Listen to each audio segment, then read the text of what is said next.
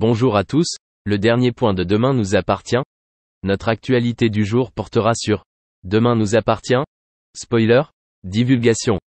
Le gros choc de Chloé sur TF1. À The Spoon, Benjamin rencontre Chloé et Diego. Il en profita pour leur donner des nouvelles de John et Bastien, pensant que ces derniers se portaient bien grâce à eux. De retour à l'hôpital, Benjamin est convoqué par Marianne. Elle souhaite savoir s'il compte conserver son poste, d'autant plus que le médecin qu'il remplace a prolongé de 2 semaines son arrêt de travail. Benjamin a informé ses supérieurs qu'il envisageait de quitter l'hôpital pour faire son internat ailleurs, où il se sentirait plus utile. En revanche, il est prêt à attendre le retour du médecin qui l'a remplacé. Plus tard, Marianne s'arrête chez sa fille et la surprend avec d'anciennes leçons de médecine. Elle regrette profondément que Chloé ne soit pas devenue médecin comme elle. Chloé a répondu qu'elle n'avait jamais voulu être médecin mais infirmière, mais que sa mère ne voulait pas cela. Devant l'insistance de sa mère sur le sujet, Chloé décide d'abandonner ses anciens cours. Après cela, Chloé a fait une pause dans ses courses avec Alexandre et Diego. Elle leur avoue qu'elle est déçue que Judith ne les rejoigne pas pour Noël. Alexandre et Diego se regardèrent d'un air entendu mais ne dirent rien. Le soir, Chloé se replonge dans ses anciens cours de médecine.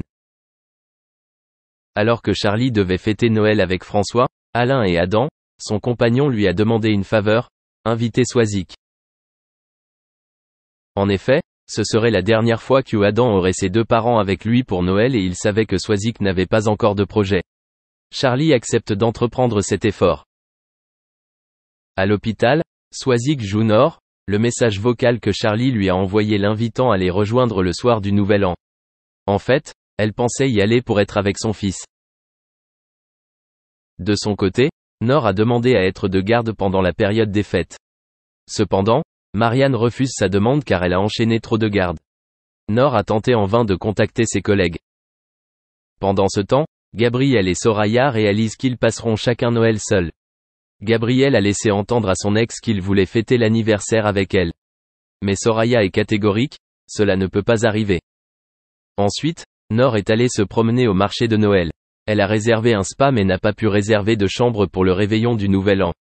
Après avoir raccroché, elle fit face à sa sœur.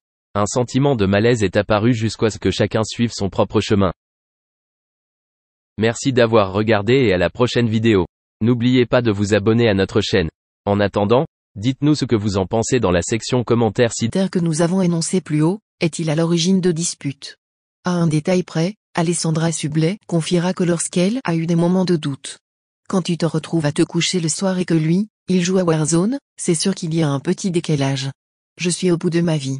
Et je m'endors et je me dis Alex, qu'est-ce que tu fais? Heureusement, ils n'ont jamais duré bien longtemps. Un autre détail qui peut causer des conflits, c'est la distance. On l'a vu. Le couple choisit de cloisonner leur quotidien, pour éviter les réflexions des personnes mal intentionnées. Monsieur est sur Nice et Madame est en région parisienne. N'oublions pas qu'Alessandra Sublet a 2 enfants en bas âge et leur éloigner de leur géniteur, n'était absolument pas prévu au programme. Alors, les kilomètres ont-ils eu le dernier mot? Depuis quelques heures, c'est l'effervescence sur les réseaux sociaux.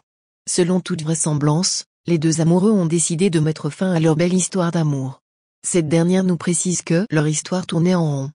Donc, avant que cela se transforme en catastrophe, ils ont fait un choix. Ils se sont séparés en bons termes, avant que leur couple ne s'abîme. Ils sont hyper tristes de cette rupture, mais la tendresse est intacte, donc, pas d'inquiétude pour les fans d'Alessandra Sublet, les assiettes n'ont pas volé dans la pièce. En tout cas, Alessandra Sublet est une femme réfléchie. Ses enfants ont dû forcément se lier avec Jordan.